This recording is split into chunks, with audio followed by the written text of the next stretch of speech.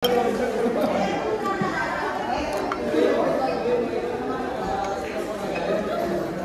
sarap.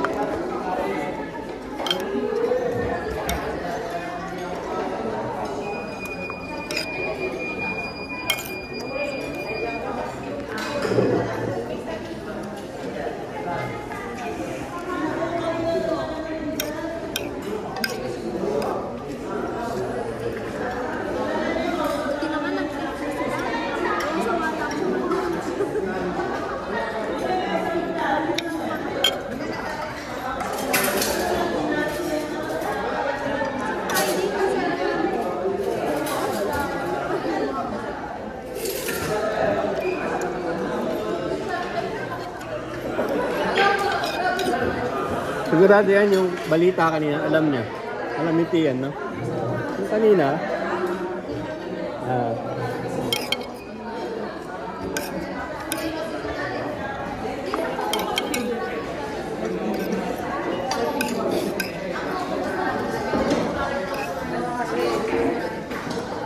Ngayon mga kapatid, di masyadong hilig talaga sa chocolate.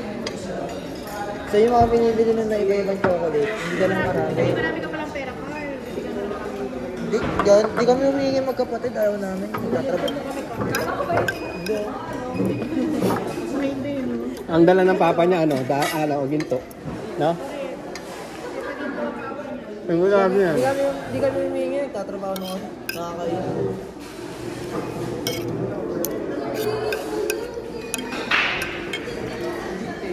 Nagtatrabaho na ako, mga yun. Pero hindi ka niyayaya, hindi ka niya niyayaya, no? Sumama. Napanood pa ako. Kapatid ko, mauna na rin. Wait. Wala ko ng burger kay Rafi. Parang break lang ito sa Big Mac team. Ay, mahal naman. Yung cheeseburger lang. 50 peso naman yun. Parang crave na crave ako. Ay, wala akong nakitang makdo sa amin malaki. Ay, di meron. Kaso wala ko ba? Ang mahal nun eh, no? Big Mac. Nasa malapit sa 200. Alam mo, never pa ako nakatikam sa buong buhay ko nun. Yung Big Mac ng Jollibee. Try mo, Tim. Talagang sophisticado. Doon ako sa Angel's Burger. Kasi meron siyang ano eh, meron siyang gulay. Bakit ang Angel's Burger? O mayayaman ka? Hindi. Alam mo kung bakit eh, meron ng ano yung Big's Burger. Kapresyo lang ng Angel pero ang sarap-sarap. Big's, B-I-G-Z. Masarap yung Angel's tapos paparequest mo yung itlog. Ay, tipa. Tikman mo muna yung Big's. Kami kasi nagluluto ng burger. Pag natikman mo yung Big's, sasabihin mo ano, ang mura niya para sa sophisticadong lasa. Hindi, ano na rin yun, nagkumakalat na rin yun, kinakalaban niya yung Angel. Kanto-kanto lang yun. Oo, tas 24 hours din yun. Nung natikman ko yun, sabi ko, ayun ayos, ang sarap-sarap. Yung gawin sa akin. Sige. Bukas, andito ka. Wala ka bukas, ah.